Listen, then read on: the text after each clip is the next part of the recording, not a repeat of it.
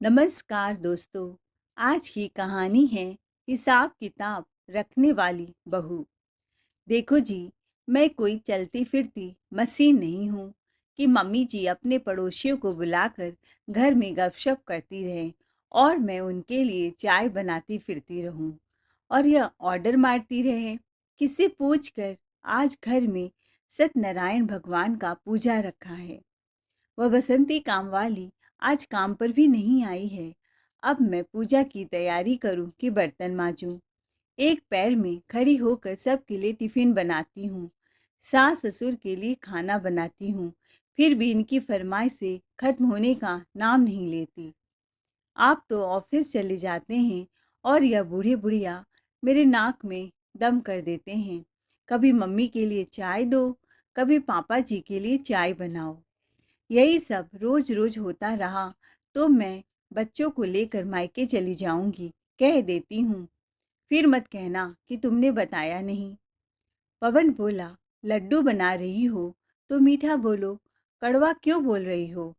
एक कप चाय ही तो मांगती हैं, दे दिया करो। क्या तुम्हारा घाटा हो जाएगा? और जब भी ऑफिस से आता हूँ तुम औरतें अपनी शिकायतों का टोकरा ही खोल कर बैठ जाती हो। ऐसा करो, एक काम वाली और लगवा लो, तुम्हें आराम मिल जाएगा, पर घर का खर्चा भी बढ़ जाएगा। उसका क्या? फिर सुनाओगे अलग से। आरती बोली। तो पवन ने कहा, अरे तुम अपने शॉपिंग के फिजूल खर्चे बंद कर दो।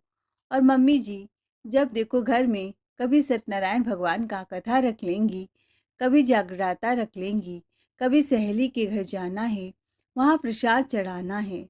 पिछले महीने ही 1 किलो घी प्रसाद बनाने में खर्च हुआ है। उनके खर्च तो दिन ब दिन बढ़ते जा रहे हैं। उनका हिसाब किताब तो मुझे ही रखना पड़ता है। आरती, चुप भी हो जाओ। मुझे कोई शौक नहीं है तुम्हारे रोज रोज के प्रवचन सुनूं। अगर उनके लिए कोई और इंतजाम होता तो तुम्हारे कहने से पहले ही कर देता। ऑफिस जाते समय मेरा पूरा मूड खराब कर दिया। तुम औरतों को बस महाभारत ही करने का शौक होता है। देखो जी, मैं पूजा पाठ के लिए कोई भी प्रसाद नहीं बनाने वाली। तुम्हें जो करना है करो। इतना कहकर पवन अपने ऑफिस चला गया। बेटे के जाने के बाद गायत्री जी अपने बहू के कमरे में आती हैं। बहू, हम कौन से दिन भर बहुत बड़ी फरमाइशें करते हैं कि तुम बेटे से आग लगवाती हो, घर में कलह करने की कोशिश करती हो। तुम्हारी शादी नहीं हुई थी, इस घर में मेरा ही राज चलता था। मैं इस घर की महारानी थी। सब तुमको सौंप दिया, अपना घर, किचन, और तुम ऐसा करती हो। मम्मी जी, आप मेरा मुंह मत खुलवाइए। बोल तो ऐसे रही हैं जैसे बहुत बड़ी राजमहल की महारानी थी। अरे, यह घर के सारे सामान और जिम्मेदारियों के बोझ के अलावा आपने दिया ही क्या है? क्या मैं गलत बोल रही हूँ? आपकी रोज पड़ोसन आती है, आप मुझसे चाय की फरमाइशें करती हैं। आपको पता भी है दूध का क्या भाव हो गया है? बच्चे दूध नहीं पी पाते हैं और आप पड़ोसन को दूध वाली चाय पिलाती हैं। ऊपर से काम वाली बसंती भी अपनी पगार बढ़ाने के लिए जिद कर रही है। आरती लड्डुओं का डिब्बा किचन में रखकर किचन को ताला लगाकर चली गई। बहू, आज घर में कथा है, मेरी सहेलियां आने वाली हैं। तुम अपना प्रवचन बंद करो और बस हलवा पूरी तैयार कर दो। माँ जी, मैं कोई तैयारी श्यारी करने वाली नहीं। हर महीने आप पूजा पाठ लेकर बैठ जाती हैं, मुझसे यह सब फालतू काम नहीं होंगे। घर में रोज रोज भीड़ लगाने की जरूरत नहीं है। अपनी सहेलियों से बोल दीजिए आज कथा ना करें। आपको उनके घर कथा करना है तो जाइए, पर यहाँ यह सब नहीं चलेगा। बहू, किचन तो खोल दो, कम से कम मैं ही पूजा का भोग बना लूं।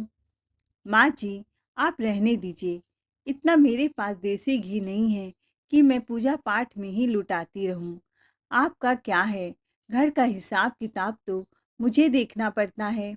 मुझे उनकी बातें सुननी पड़ती हैं। चाबी लगाकर बहू किचन में अपने रूम में दनदनाते हुए चली गई। गायत्री देवी अपने आंसुओं को साड़ी के पल्लू से साफ करते हुए अपने पति मनोहर बाबू के पास पहुंची। भाग्यवान क्यों उदास हो? क्यों अपनी बेइज्जती करवाने में तुली रहती हो? बहू से मुँह लगने की कोशिश मत किया करो। हमारी इस घर में क्या औकात है, ये तुम भी जानती हो। बस राम का नाम लो और उनसे विनती करो कि हमें भी मोक्ष मिले। तुम भले इस घर की महारानी थी, पर अब वह दिन गए, इसको स्वीकार कर लो। ठीक है जी, मैं अपनी सब सहेलियों को बोल देती हूँ, आज घर में कथा नहीं होगा।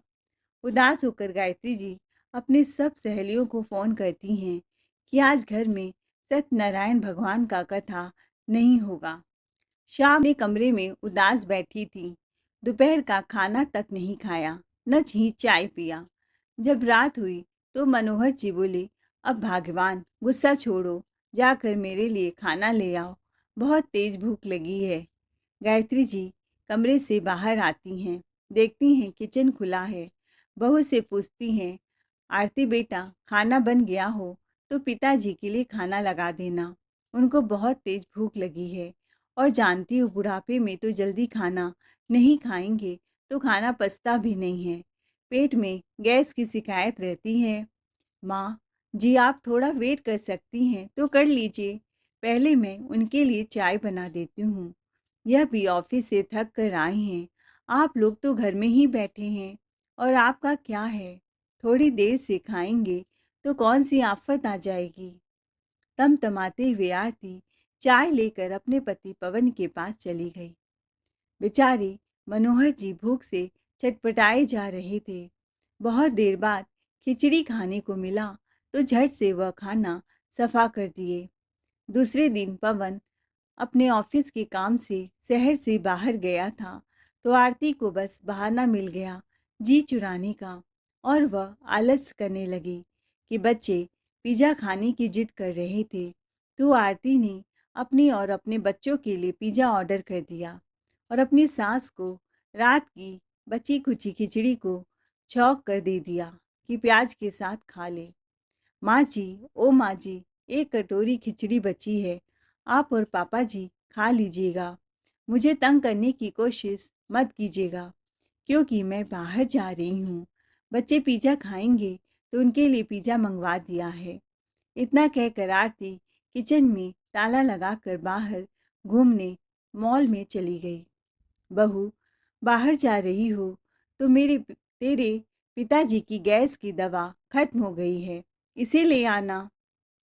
माँ जी, अभी पिछले हफ्ते ही तो ये 1 महीने की दवा लाए थे, इतनी जल्दी कैसे खत्म हो गई? वह क्या है ना, मेरी सहेली बीमार थी तो उसके बेटे बहू दवा लाकर नहीं दे रहे थे तो मैंने उसे दे दिया। उसे अब बहुत आराम हो गया है। माँ जी, क्या घर में हमने धर्मशाला या फार्मेसी खोला है जो आप दवा बांटती रहती हैं? हम कौन से करोड़ों में खेल रहे हैं कि ऐसे पैसे बांटते फिरे। अरे कुछ घर का हिसाब भी रखा करिए, पूरा बजट बिगाड़ देती हैं। जब कोई बाहर जाता है तो अपना डिमांड रखने लगती हैं। कहते हुए आरती शॉपिंग चली गई। वहाँ मॉल में उसे अपनी एक फ्रेंड मिली तो उससे बातचीत करने के दौरान कैफ़े में बैठकर दोनों चाय पीने लगी और दोनों अपनी अपनी सास की बुराइयां करने लगी। तभी आरती ने अपने घर का सारा हाल कह डाला तो उसकी सहेली सबिता बोली, आरती तू तो अपने सास से कोई काम नहीं करवा पाती। अरे उन्हें बेवकूफ़ बनाकर कैसे काम निकलवाया जाता है, इन बूढ़ी सासों से मुझसे पूछ, मैं तुझे बताती हूँ तुझे क्या करना चाहिए। सविता बोली, तो चुटकी बजाकर अपनी सास से काम निकलवा लेगी, इतनी काम वाली को पैसे देने की जरूरत नहीं है। अरे वह भारी काम नहीं कर सकती तो क्या बैठे बैठे बर्तन नहीं धो सकती, सब्जी नहीं काट सकती या आटा नहीं लगा सकती। यह सब काम तू उनसे करवाया कर और बदले में उन्हें जो थोड़ा बहुत पकवान, जो भी चटकारे खाना खाती हो, उनके सामने रख दिया कर। अपनी सहेली सविता की बात सुनकर आरती को मन ही मन डर लगने लगा, कहीं ससुर जी विद्रोह न कर दे। दोनों में जब बातचीत खत्म हुई तो आरती घर जाने लगी। घर पहुंचते ही उसकी बहन का फोन आया जो अपनी सास का रोना रो रही थी। दीदी, न जाने क्यों सारी सास बुरी होती हैं, तुम्हारी सास तुम्हें परेशान करती होंगी, पर तुम्हारा तो ठीक है, जीजा जी तुम्हारी मुट्ठी में हैं, पर मेरे पति तो स्वर्ण कुमार हैं, 1 मिनट भी चैन से बैठ नहीं पाती, कभी मूवी भी नहीं देख पाती, और अगर सास की बात नहीं सुनती, तो मेरे सासू माँ मेरे पति का हमेशा कान भरती हैं। अब तो मैं बहुत तंग आ गई हूँ। अपनी बहन की बातें सुनकर आरती ने डिसीजन लिया कि इससे पहले मेरी सास मुझे तंग करे, मैं उनसे काम लेना शुरू कर देती हूँ। दूसरे दिन पवन जैसे ही ऑफिस गया, आरती ने अपने माथे पर पट्टी बांधी और बाल थोड़ा इधर उधर बिखेर कर अपने सासू माँ के कमरे में उन्हें चाय देने पहुंची। गायत्री जी थी ममता की मूरत। उसकी ऐसी हालत देखकर कहने लगी, बहू तुझे क्या हो गया? माँ जी, मेरा सिर दर्द से फटा जा रहा है और बसंती के हाथों में दर्द है, वह बर्तन नहीं धो रही है। अब मैं खाना बनाऊं कि बर्तन धोऊं? तू रहने दे बेटा, मैं बर्तन धो देती हूँ। तुम्हें मुझसे कहना चाहिए, आखिर तू मेरी बेटी प्रिया जैसी है। जैसे मेरी बेटी है, ऐसे तू भी तो किसी की बेटी है। चल मैं तेरा हाथ बटा देती हूँ। मनोहर बाबू अपने बहू को शंका की दृष्टि से देखने लगते हैं। उन्हें लगता है कहीं यह बहू की सोची समझी चाल तो नहीं। गायत्री जी बोली, चलो बहू, मैं तुम्हारी मदद करवा देती हूँ। ठीक है माँ जी, आपसे बर्तन धुलवाने में तो अच्छा नहीं लगता। आप खड़े होकर बर्तन कैसे धोएंगी? इसीलिए आप बर्तन बैठकर सिंक के सारे बर्तन धो दीजिए, आपको कोई दिक्कत नहीं होगी। मम्मी जी, मैं अपने कमरे से बाम लगा कर आती हूँ, फिर सारे काम जल्दी जल्दी निपटा देती हूँ। यह कहकर आरती अपने कमरे में आराम फरमाने चली गई। फिर सोचने लगी, उसकी सहेली का नुस्खा काम कर गया। बसंती नौकरानी को चुपके से बुलाकर अपने कमरे में झाड़ू पोछा करवाने लगी। बसंती बोली, मैम साहब, आप अपने सर पर क्यों पाप लेती हो? जो आपको घर की लक्ष्मी बनाकर ससुराल ले आई है, आप उन्हें इस घर की नौकरानी बनाकर काम करवा रही हो। भगवान से डरो, अब माँ जी से बुढ़ापे में इतना काम करवा रही हो। बसंती, तुम अपने काम से काम रखा कर, बीच में मत बोलो। मम्मी जी बर्तन धोना और सब्जी काटना तो कर सकती हैं, और तुम आज से कपड़े और मेरे कमरे में झाड़ू पोछा करोगी, और हफ्ते में 1 दिन मेरे बदन की मालिश भी कर दोगी, समझी तुम? अब काम वाली इससे ज़्यादा क्या बोल सकती थी, और चुपचाप बसंती ने सारे काम किया, फिर घर चली गई। दोपहर को आरती ने खाने में पनीर की सब्जी, रोटी और खीर बनाया था। अपने ससुर को एक थाली परोस देती है। पनीर की सब्जी और खीर देखकर तो गायत्री जी आज खुशी से फूले नहीं समा रही थी। आज बहू ने खाने में पनीर की सब्जी और खीर बनाया है। चलो, लगता है आज बहू को हम पर दया आ गई। आपका फेवरेट डिश बनाया है। अजी, जल्दी खाना खाइए, मेरे मुंह में भी पानी आ रहा है। मनोहर जी बोले। मनोहर जी ने कटोरी में हाथ घुमाया तो बस एक पनीर का टुकड़ा आया, और सब आलू थे, और खीर में सिर्फ एक बादाम, एक काजू और एक किशमिश। यह सब देखकर गायत्री जी बोली, मेवे और पनीर बहुत महंगे हो गए हैं जी।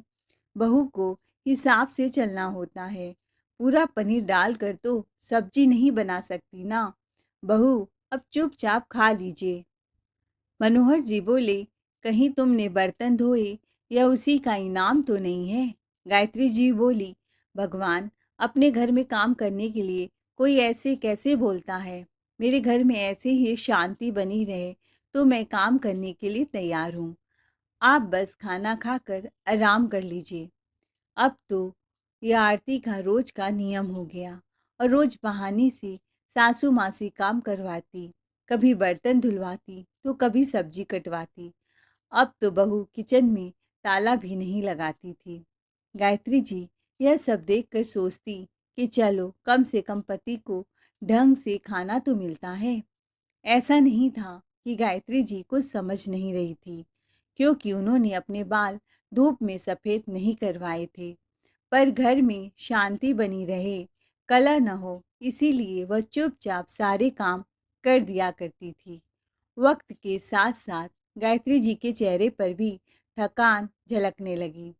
अब उनसे ज़्यादा काम नहीं हो पाता था। एक बार आरती की सहेलियाँ घर पर आईं। आरती ने गायत्री जी को किचन का सारा जिम्मेदारी सौंप कर खुद सहेलियों के संग मौज मस्ती करने लगी। बेचारी जेठ की तपती गर्मी में उसकी सहेलियों के लिए छोले भटूरे, दही बड़े, बहुत सी चीज़ें बनाने लग गई। इधर मनोहर जी सुबह से अपने कमरे में गायत्री जी को न पाकर व्याकुल होने लगे। वह किचन में गए तो देखा गायत्री जी गर्मी की वजह से चक्कर खाकर बेहोश पड़ी थी। उनका तो माथा ही घूम गया। वह तुरंत आरती के कमरे में पहुंचे, तेज तेज दरवाजा पीटना शुरू किया। आरती हड़बड़ा कर आई और बोली, बाबूजी, कोई अपनी बहू के दरवाजे को इस तरह पीटता है क्या? तूफान तो नहीं आ गया? क्यों हंगामा मचा दिया? घर में कोई मेहमान है, आपको दिखता नहीं? बहू, तुम्हें मेहमान की पड़ी है। जिस औरत से भीषण गर्मी में इतने लोगों का खाना बनवा रही हो, वह तुम्हारे पति की माँ और इस घर की मालकिन है। उसे तुमने नौकरानी बनाकर रख दिया। अरे, औरत तो ममता की मूरत होती है। फिर तुम्हें अपनी सास के साथ ऐसा व्यवहार करते हुए शर्म नहीं आई? देखो उसकी कैसी हालत हो रही है। आरती किचन की तरफ हड़बड़ाते हुए दौड़ी तो देखा उसकी सास वहीं बेहोश पड़ी हैं और मिक्सर का जार गिरा पड़ा है। आरती चिल्लाई, माँ जी ने मेरा इतना महंगा मिक्सर का जार तोड़ दिया। बहू, तुम्हें जार की पड़ी है, सास की नहीं। अब इसके मुंह में पानी का छींटा मारो। बाबूजी, माँ की इतनी चिंता हो रही है तो आप खुद उठा लीजिए, वैसे भी पूरा दिन पलंग ही तोड़ते हैं। इतना कहकर वह कमरे में चली गई। मनोहर जी बाबूजी अपनी पत्नी को सहारा दिया और कमरे में ले जाकर पंखे के नीचे लेटा दिया। थोड़ी देर बाद उन्हें होश आया तो मनोहर जी बोले, अगर तुमने मेरी बात नहीं मानी तो मैं आज से खाना पीना छोड़ दूंगा। तुम्हारी ऐसी हालत अब मैं नहीं देख सकता। चुपचाप से थोड़ी देर आराम करो। अगर बीमार पड़ जाओगी तो ना बेटा दवा खाने ले जाएगा और न बहू दो रोटी देगी। कुछ समझ आ रहा है गायत्री? गायत्री जी चुपचाप पसीना पोंछकर चारपाई पर लुढ़क गई। रात को बेटा खाना पीना खाकर अपने कमरे में सोने जा रहा था तो मनोहर बाबू उसके पास गए और सारी बात बताई। क्या माँ अपनी उम्र में बीमार पड़ती थी तो काम नहीं करती थी? बुढ़ापे में वैसे भी थोड़ा बहुत काम करते रहना चाहिए। अगर उनकी तबीयत खराब थी तो आरती को बोल देती, तो क्या आरती उनको ज़बरदस्ती काम करवाती? वह तो खुद इतना ध्यान रखती है आप सबका। अगर माँ थोड़ा सा हाथ बटा देती है तो कौन सा आसमान टूट पड़ता है। आप तो ऐसे कह रहे हैं जैसे आरती आप लोगों को खाना पीना ही नहीं देती। अरे, अपने घर में काम करने में क्या बुराई है? घर का हिसाब किताब रखना पड़ता है। सिर्फ काम वाली लगा लेने से घर नहीं चलता। मनोहर बाबू क्या बोलते, बेटा तो बस अपनी पत्नी की ही तारीफ के पुल बांध रहा था। निराश होकर दुखी मन से वो अपने कमरे में लौट आए। मनोहर जी सोच रहे थे अपनी पत्नी की परेशानियों को कैसे कम करे। यही सब सोचते सोचते उनकी आंख लग गई। कुछ दिन बाद नानी नानू की आवाज़ आई। मनोहर जी ने देखा तो सामने उनकी बेटी प्रिया और उसकी बेटी खड़ी थी। प्रिया, तू यहाँ बिटिया बिना बताए चली आई? वह क्या है ना बाबूजी, गर्मी की छुट्टियाँ स्टार्ट होती हैं तो बच्चे जिद करते हैं कि नानी के घर जाना है, तो मैं चली आई। तूने कुछ बताया नहीं। बाबूजी, अब आपको बताकर क्या परेशान करना। पर बाबूजी, माँ कहाँ है? माँ, ओ माँ, तुम कहाँ हो? देखो, मैं आई हूँ। ऐसा कहकर वह सब जगह माँ को ढूंढते ढूंढते किचन में पहुंची तो देखा माँ बर्तन मांज रही है। माँ, तुम बर्तन मांज रही हो और यह क्या, तुम्हारी हालत भी ठीक नहीं लग रही है। बहुत कमजोर दिखाई दे रही हो। बसंती ने काम छोड़ दिया है क्या? मनोहर जी अपनी बेटी को सारी बात बताने लगे कि जिस पत्नी को हमने कभी कुछ भला बुरा नहीं कहा, आज अपने बेटे बहू के ताने सुनती है। मैं आदमी हूँ, अपने आंसू नहीं बहाता, लेकिन मुझसे अपने पत्नी की दशा देखी नहीं जाती। मेरा दिल छलनी छलनी हो जाता है। बाबूजी, आप चिंता मत कीजिए, अब मैं आ गई हूँ ना। ऐसा बोलकर प्रिया अपनी भाभी को आवाज़ लगाने लगी। भाभी, ओ भाभी! ननंद की आवाज़ सुनकर आरती हड़बड़ा कर उठी और आंगन में देखा तो ननंद सास का हाथ धुलवा रही थी। माँ, भैया की शादी करके क्या आप अपने लिए मालकिन लाई थी, जो बहू आप पर हुक्म चला रही है, या घर की बहू लाई थी? मानती हूँ बहू की मदद करनी चाहिए, परंतु उसके लिए सास की उम्र और सेहत भी देखनी चाहिए। आरती मुस्कुरा कर बोली, ओ प्रिया दीदी, आने से पहले आपने खबर नहीं दी। प्रिया बोली, अपने घर में आने से पहले खबर देने की क्या जरूरत है? और खबर देकर आती तो सच्चाई कैसे पता चलती? भाभी, आपके सीने में दिल है कि नहीं? आप मेरी माँ से यह सब करवा रही हैं। बसंती, तुम यहाँ बतियाने आती हो कि काम करने? बसंती डर कर बोली, जी दीदी, मैं तो भाभी जी की मालिश कर रही थी। प्रिया बोली, वाह, जिसका घर है वह बर्तन धो रही है और बहू रानी तो मालिश करवा रही है। क्या जमाना आ गया है। अरे भाभी, तुमने सारी शर्म बेच खाई है। भगवान से डरो। अगर आपकी माँ के साथ आपकी भाभी नौकरों जैसा व्यवहार करेंगी तो आपको कैसा लगेगा?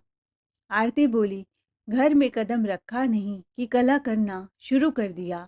यह तो आपकी पुरानी आदत है।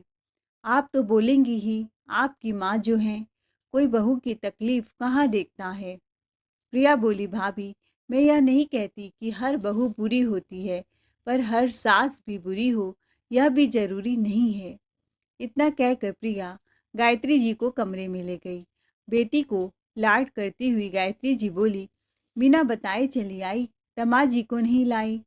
प्रिया बोली, माँ, अगर मैं तुम्हारे दामाद को लाती, वह तुम्हारी हालत देखकर क्या सोचते? माँ बहू की माँ बनना, उससे काम में हाथ बटाना अच्छी बात है, परंतु बहू को अपनी मालकिन तो मत बनाओ। आप लोगों ने तो उसको अपने सर पर चढ़ा कर रखा है। और बाबूजी, एक बात बताओ, इन सब के दोषी भैया भाभी के साथ साथ आप और माँ खुद हैं। आप बचपन में गीता का सीख मुझे देते थे कि अन्याय करने वाले से ज़्यादा पापी अन्याय सहने वाला होता है, और आप ही भूल गए अपनी दी हुई सीख। इधर आरती ने फटाफट पवन को ऑफिस में फ़ोन मिलाया और सारी बातें बता दी।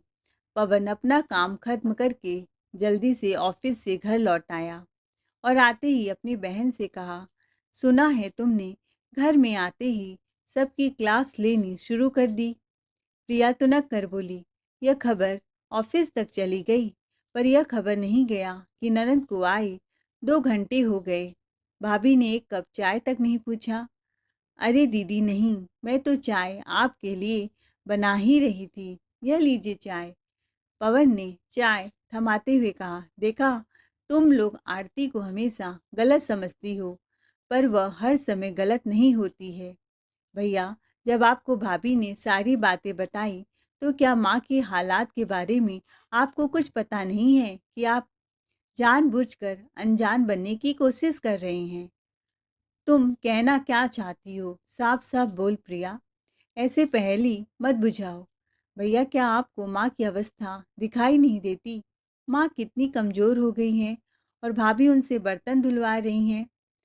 अरे, अगर घर का थोड़ा-सा कामों में मदद कर देंगी, तो क्या हो जाएगा? ऐसी कौन-सी सास है, जो घर के कामों में मदद नहीं करती? इसमें तुम्हें क्या तकलीफ़ हो रहा है? माँ बेटी की मदद करे तो मदद, और बहू की मदद करे तो गुलामी और नौकरानी बन जाती है।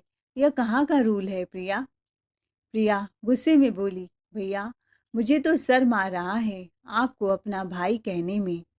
जब आपको अपनी माँ का दुख दर्द समझ में नहीं आ रहा है, तो भाभी तो पराए घर से आई है, उसे कैसे दिखेगा? प्रिया ने मनोहर जी से कहा, बाबूजी, आपने यह घर परिवार अपने दम पर खड़ा किया है, तो आप अपने बेटे बहू की गुलामी क्यों सहेंगे? मेरी भी सास मेरे साथ रहती हैं, पर मेरी इतनी हिम्मत नहीं कि मैं उनसे काम करवाऊं, क्योंकि मैं जानती हूँ आज के बड़े बुजुर्ग अपने अधिकारों के प्रति सजग हैं। अगर वह न चाहें तो मजाल है कि वह अपनी ज़मीन का 1 इंच का टुकड़ा अपने बेटे या बहू को लेने दे। अगर मुझे मेरा अधिकार चाहिए तो मुझे भी जिम्मेदारी उठानी पड़ेगी। पर यहाँ तो जिम्मेदारी उठाई नहीं जा रही है, बल्कि बुजुर्गों को दी जा रही है। पवन गुस्से में बोला, प्रिया, तुम अपने घर की बात अपने घर में रखो। यह हमारा घर है। इस घर की शांति को भंग मत करो। नहीं भैया, आप शायद भूल रहे हैं, यह घर मेरा भी है। इस घर पर मेरा भी अधिकार है। आरती तेज आवाज में बोली। जब आई अब आई असली बात जुबां पर। यह कहिए, आपको भी पिताजी की संपत्ति पर अपना हिस्सा चाहिए? आरती बोली, नहीं भाभी, भगवान का दिया मेरे पास सब कुछ है। मुझे कुछ नहीं चाहिए। लेकिन अगर मेरे माता पिता के साथ अन्याय हुआ तो मैं अपना हिस्सा जरूर लूंगी। प्रिया की बातों को सुनकर मनोहर बाबू को साहस आया। उन्होंने क्या कहा, प्रिया सही तो कह रही है बहू। अब तुम हमारे बारे में इतना सोचती हो तो मैं सोचता हूँ अपनी सारी संपत्ति बेटी के नाम ही कर देता हूँ। प्रिया हैरान होकर मनोहर बाबू की ओर देखने लगी।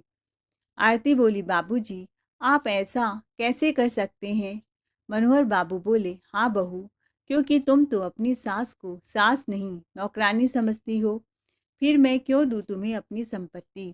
तुम्हारा पति कमाता है और तुम तो कह रही थी कि तुम हमें पाल रही हो, हमारा हिसाब किताब रखती हो। इसीलिए आज मैं तुम्हारा हिसाब किताब क्लियर कर देता हूँ। ऐसा करो, अपने पति और बच्चों को ले जाओ, दूसरे घर की रानी बनो। पवन चुपचाप था। गायत्री जी बोली, बेटा तुम कुछ नहीं बोलोगे? पवन बोला, मैं सास बहू के झगड़े में नहीं पड़ना चाहता, इसीलिए आज तक मैं कभी भी दखल नहीं देता था। प्रिया बोली, भैया, अगर भाभी की बहन की सास बुरी है तो क्या हमारी माँ भी बुरी है? क्या आपने देखा कभी माँ को भाभी के साथ गलत व्यवहार करते हुए? फिर ये हमारी माँ के साथ ऐसा व्यवहार कैसे कर सकती हैं? 2-3 दिन तक घर में शांति छाई रही।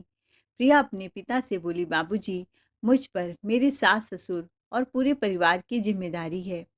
मैं उन्हें छोड़कर यहाँ तो नहीं रह सकती। अगर आप मेरे साथ चलना चाहें तो चल सकते हैं, वरना ऐसी भी आपकी स्थिति नहीं हुई है कि आप अपने घर के फैसले नहीं ले सकते। और माँ, आप रिश्तों को बचाने के लिए अपने आप को कमज़ोर नहीं होने देंगी। पिता को हौसला देकर बेटी अपनी जिम्मेदारियों को निभाने चली गई। 2 दिन बाद मनोहर बाबू ने सबको इकट्ठे बुलाया। पवन की अकड़ अभी भी कम नहीं हुई थी। समाज में अपनी इज्जत कम ना हो जाए, इसीलिए मनोहर बाबू ने एक फैसला किया और बोले, यहीं पास में मैंने एक जमीन खरीदी थी, वो मैं तुम्हारे नाम कर रहा हूँ और तुम्हें 3 महीने का वक्त दे रहा हूँ। उस पर तुम अपने लिए घर बना लो और इस घर को खाली कर दो। मेरी पूरी संपत्ति का आधा हिस्सा मैं प्रिया के नाम करूँगा और आधा तुम्हारे बच्चों के नाम कर दूँगा। ये मेरा आखिरी फैसला है। इतना कहकर वो कमरे में चले गए। बेटा बोला, माँ, ये सास बहू की लड़ाई में मुझे क्यों सजा मिल रही है? मैंने तो आपके साथ कभी बुरा नहीं किया। गायत्री जी बोली, बेटा, तुमने बुरा तो नहीं किया, पर कभी तुमने अच्छा भी कुछ नहीं किया। आज तक मैं रिश्तों को जोड़ने के लिए बस चुप थी और झुकती ही आई, और तुम लोगों ने कमजोरी समझ ली। अब मैं तुम्हारी कोई मदद नहीं कर सकती, मुझे माफ़ कर दो। तभी बसंती बोली, माँ जी, मैं भी भाभी जी के साथ काम नहीं कर सकती। उनके साथ काम करके मैं भी कहीं ना कहीं पाप की भागीदारी बन गई हूँ। अब मैं आपके घर का सारा काम करूँगी। आप जो भी पगार देंगी मैं चुपचाप ले लूँगी। आखिर आपके ही पगार से मैं पली बड़ी हूँ। बसंती का सहारा लेते हुए गायत्री जी अपने कमरे में चली गई। इंसान चाहे जितनी चाले चले, पर होता वही है जो वक्त को मंजूर होता है। आखिरकार 3 महीने बाद आधे अधूरे ही घर में पवन और आरती को शिफ्ट होना पड़ा। अब आरती को पैसों की बचत के लिए अपने घर का सारा काम खुद करना पड़ता था। अब वह सासू माँ का हिसाब नहीं रख पाती थी और उधर गायत्री जी आराम से अपने घर में जीवन बिता रही थी। मनोहर बाबू ने बसंती के पति को भी अपने घर पर काम लगा लिया। अब वो बागवानी की देखभाल करता और बाहर के सारे काम भी करता गया, तो पैसों की कोई दिक्कत नहीं थी। दोस्तों, रिश्तों को बनाने में इंसान की उम्र बीत जाती है, पर किसी एक की गलती से उन रिश्तों के तार-तार हो जाते हैं। आरती अपनी बहन की बातों में आ गई और अपनी सास पर जुल्म करने लगी, जो आज उस पर ही भारी पड़ रहा था। दोस्तों, ताली दोनों हाथों से बजती है। किसी एक के निभाने से रिश्ता नहीं बनता। दोनों को प्रेम और सद्भावना से निभाना पड़ता है। आई थिंक आपको कहानी अच्छी लगी हो तो चैनल को लाइक शेयर सब्सक्राइब जरूर करें। कहानी सुनने के लिए आप सबका दिल से धन्यवाद। Thanks for watching.